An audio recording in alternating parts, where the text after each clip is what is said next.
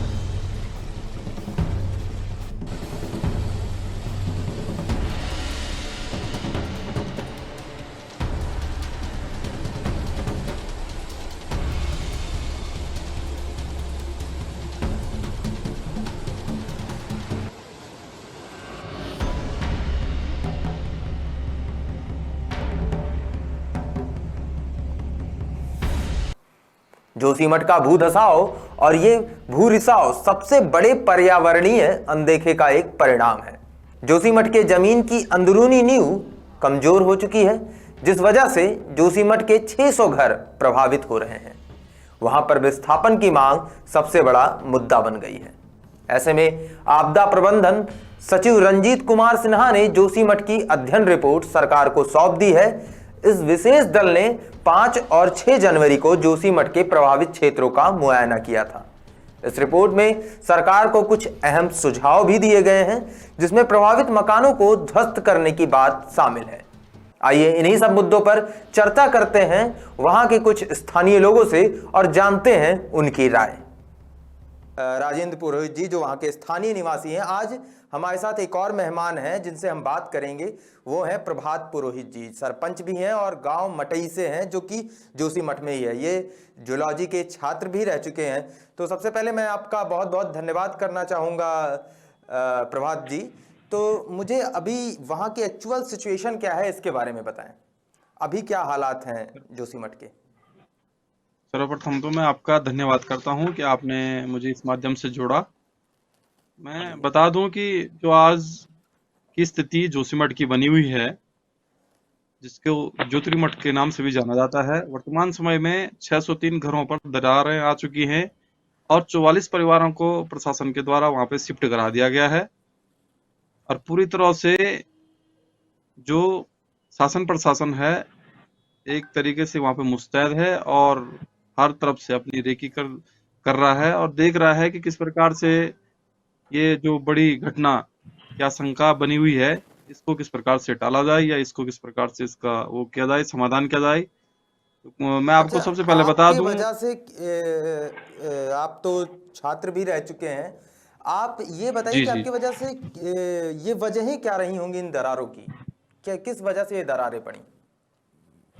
देखो ये तो एक भूवैज्ञानिक घटना है, जिसको पहले भी कई बार भूवैज्ञानिकों ने इस बारे में चर्चा की और इस बारे में बताया कि ये जो जोशीमठ है ये लैंडस्लाइड पर बना हुआ है, भूस्खलन क्षेत्र है और ये पहले बहुत पुराने समय में भूस्खलन होके आया होगा, ऊपर से ग्लेशियर टूट के आया होगा और वहां पे डिपोजिट हो गया है। उस डिपोजिट के ऊपर ये शहर बसा हुआ है, तो इसलिए ये इसकी जो नींव है वो मजबूत नहीं है। और नींव के बारे में ही कई वैज्ञानिकों ने बताया है कि केवल जो ऊपर से टूटा हुआ पहाड़ आया और उस पे पूरा जोशीमठ शहर बस गया था।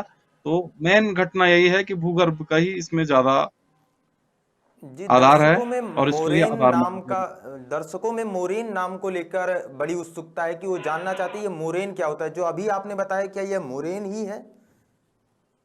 हाँ, मोराइन मतलब समुद्र से संबंधित ही है। पहले कहते हैं कि जो हिमालय था ये समुद्र था, 33 समुद्र था, और यहाँ पे जब ये टेक्टोनिक एक्टिविटीज हुई तो अपलिफ्ट हुआ, और यहाँ पे ये आपका हिमालय की उत्पत्ति हो गई। वो मुझे इस एनटीपीसी के जो वहाँ पे परियोजनाएं चल रही हैं, जो टनल बन रहा है उसको लेकर जो झगड़ा चल रहा है, इसके बारे में क्या अपडेट है? वहाँ पे कैसे लोग प्रतिक्रियाएं दे रहे हैं? क्योंकि हमारे पास जो बाइटें आई हैं, जो लोगों से हमने बात करी, तो उसमें सबसे बड़ा जिम्मेदार वो उस टनल प्रोजेक्ट को बता रहे हैं। हाँ, जो आप एनटीपीसी की बात कर रही है, यहाँ पे 510 मेगावाट का जो ये प्रोजेक्ट चल रहा है, इसमें सबसे लंबी टनल अभी तक 11 किलोमीटर की है, जो बताया जा रहा है आपका धौलीगंगा पर नदी पर बना हुआ है, और वहां से जोशीमठ के नीचे होते हुए सीधे बाहर हेलंग में खुल रहा है। तो ये जो टनल कह रहे हैं, इसको अभी कह नहीं सकते कि इससे भी कुछ ज्यादा नुकसान हुआ होगा, लेकिन ये भी नहीं माना जा सकता कि ना हो, क्योंकि उस पे लगातार विस्फोट हो रहे हैं, और बड़ी बड़ी मशीनें वहां पर वाइब्रेटर काम कर रहे हैं, जिससे हो सकता है कहीं ना कहीं धरती को कुछ नुकसान मिला हो या हुआ हो। चर्चा चर्चा इस बात की भी थी कि कोई सुरंग करने वाली मशीन फंस गई थी अंदर और उसके लिए ताबड़तोड़ ब्लास्टिंग करी गई थी। ऐसा कुछ जानकारी आपके? हाँ, ऐसा बता रहे हैं कि टीवीएम वहां पे फंस चुकी थी एक बार। टनल बोरिंग मशीन होती है जो आपका एक तरफ से अंदर की ओर जाती है, लेकिन बैक नहीं हो पाती है, वहीं से आगे से जहां से उसका फ्रंट होगा वहीं से बाहर निकलती है। तो कह रहे हैं कि टीवीएम वहां पे फंसी थी, जिसके चलते हुए उसको निकालने के उसमें ब्लास्ट किया था वहां पे। जोशीमठ को लेकर एक मिश्रा आयोग की रिपोर्ट आई थी। जी 1976 में मिश्रा आयोग ने एक रिपोर्ट दी थी। उसमें 7-8 बिंदु उन्होंने बताए थे कि इस वजहों पे अगर काम होगा तो जोशीमठ में खतरा नहीं होगा। तो उनमें से किन किन चीजों का अभी तक पालन किया गया वहां या नहीं किया गया है? क्या स्थिति है, आप बताएं जरा। जी, जो आप कह जी बताएं।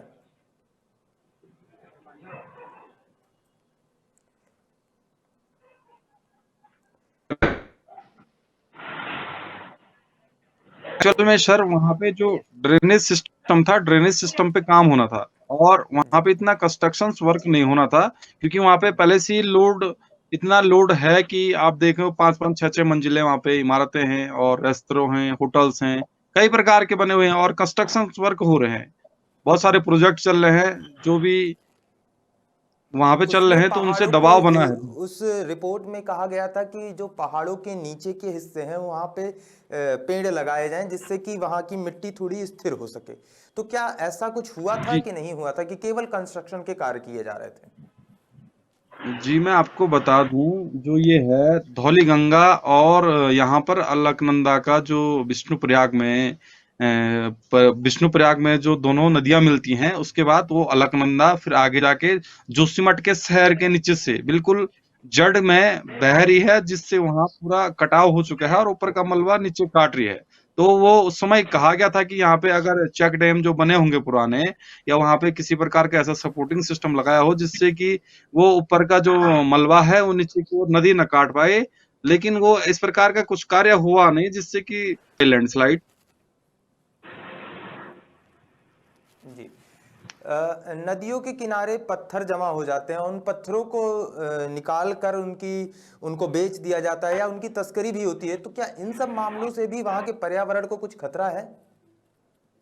नहीं सर, इस प्रकार का तो वहां पे खनन का तो कोई कार्य है नहीं, लेकिन वो तो बहुत डाउन में है। नदी का जो है आप जो जोशीमठ की हाइट है वो है 6000 फीट पे, और जो नदी बहती है वो 5000 फीट पे बहती है। तो ऐसा तो कोई अंडर कंस्ट्रक्शन नदी के किनारे नहीं किया गया, लेकिन एक आपदा आई थी बीच में, रेणी आपदा, उसके चलते हुए वहां पे बहुत सारा मलबा आया होगा, जिससे कि जो चेक डैम बने हुए थे जोशीमठ शहर के नीचे नदी के बगल में, वो सारे बह चुके होंगे, ऐसा हो सकता है। तो अभी आप प्रशासन से वहां पर किस तरीके की उम्मीद कर रहे हैं कि प्रशासन किस तरीके से लोगों की सहायता करे, कैसे लोगों को वहां पे राहत पहुंचाए? सर मैं तो यही कहना चाहता हूँ कि वहां पे लोगों का विस्थापन हो, क्योंकि अब जब देखो इतने बड़े क्रैक्स आने बैठ गए हैं, तो कहीं ना कहीं बड़े खतरे की आशंका बनी हुई है। बड़ा खतरा हो सकता है, क्योंकि अगर छोटा सा भी कोई मूवमेंट होता है, टेक्टोनिक एक्टिविटीज होती है या भूकंप आता है, तो सारा हिल चुका है और पूरा शहर तबाह हो सकता है, ऐसा हमको भी लगता है। और कई भूगर्भ शास्त्री भी इस चीज को कह चुके हैं कि अब केवल एक ही है कि वहां से आप लोग केवल विस्थापन कर सकते हैं, उन लोगों को माइग्रेट कर सकते हैं और दूसरी जगह उनको जमीन या जो घर दे सकते हैं। मैं राजेंद्र जी के पास आना चाहूँगा। राजेंद्र जी, आप ये बताएं कि जैसे वहाँ पे आप तो रहते हैं, आप तो जब ठंड बढ़ जाती है बद्रीनाथ में तो आप नीचे की तरफ आ जाते हैं, तो आप लोगों को किस जी तरीके से सर। वहाँ पे अभी मुश्किलों का सामना करना पड़ रहा है और कैसे कैसे आप इन सारी चीज़ों को कर रहे हैं? यात्री कितने आते हैं बद्रीनाथ में? अभी यात्रा अभी तो नहीं हो रही है, लेकिन फिर भी वो किस तरीके से मैनेज कर रहे हैं आप? सर 6 महीने के लिए जो भी यात्रा है ओली की है, चाहे ज्योतिर्मठ की हो, तो आजकल ये जब यहाँ बर्फ पड़ती है ओली में तो काफ़ी इंटरनेशनल गेम भी होते हैं ऊपर ओली में, तो उस पर सारी रोक लगा दी गई है शासन प्रशासन द्वारा। तो यहाँ अभी ज्योतिर्मठ में होटलों में बिल्कुल यात्रियों के ठहरने के लिए मनाही है। यात्रा पर रोक लगा दी गई है, कोई आदमी यहाँ जोशीमठ में नहीं आ रहा है आजकल। जी, प्रशासन की तरफ से आप लोगों को भी कोई सहायता दी गई है कि नहीं, जिनका कारोबार ठप हुआ है या जी जिनकी वहाँ प्रशासन पे? नहीं, अभी कारोबारियों को तो कुछ नहीं, पर जो प्रभावित लोग हैं हम लोगों को 4,000 रुपये प्रति महीना माननीय मुख्यमंत्री पुष्कर धामी की ओर से कल जो उन्होंने दौरा किया था उसके बाद 4,000 रुपये परिवार को और स्वास्थ्य सुविधाएं और ये खाद्यान्न प्रदान किया गया है कल। लगता है राजेंद्र जी से हमारा संपर्क टूट गया है। चलिए कोई बात नहीं, आप सभी का बहुत बहुत धन्यवाद। इस कार्यक्रम में आए हुए सभी मेहमानों का बहुत बहुत धन्यवाद। जैसा कि आप लोगों ने देखा और सुना और जाना कि कई सारे आयोगों की अनदेखी के कारण, कई सारे आयोगों की रिपोर्टों के अनदेखी के कारण ऐसी स्थिति आज जोशीमठ की हो चुकी है। आज प्रधानमंत्री नरेंद्र मोदी ने मुख्यमंत्री पुष्कर धामी से भी फोन पर बातचीत की। इस दौरान प्रधानमंत्री ने वहां रहने वाले लोगों की सुरक्षा और पुनर्वास के लिए उठाए गए कदमों के बारे में जानकारी भी ली। बातचीत में आगे प्रधानमंत्री ने जोशीमठ को बचाने के लिए हर संभव सहायता देने का आश्वासन भी दिया। लेकिन ऐसे में सबसे बड़ा सवाल ये उठता है कि क्या जोशीमठ को इसी हाल पर छोड़ देना चाहिए था? क्या जोशीमठ में आज जो ये हो रहा है, जो दरारें उठ रही हैं, क्या उन पर पहले ध्यान नहीं दिया जाना चाहिए था? या पहले से खड़ी या आंदोलन कर रही उन सभी समितियों की बात नहीं सुननी चाहिए थी? विशेष में आज मेरे साथ बस इतना ही। जुड़े रहिए, बने रहिए हमारे साथ। दीजिए मुझे अभी इजाजत। मिलता हूं आपसे अगले किसी और अपडेट के साथ। तब तक के लिए अगर आपने चैनल को सब्सक्राइब नहीं किया है तो चैनल को सब्सक्राइब कर लें, साथ में बेल आइकन भी प्रेस कर दें, जिससे कि आने वाली वीडियोस की नोटिफिकेशन आप सभी को मिलती रहे। मुझे दीजिए इजाजत। जय हिंद।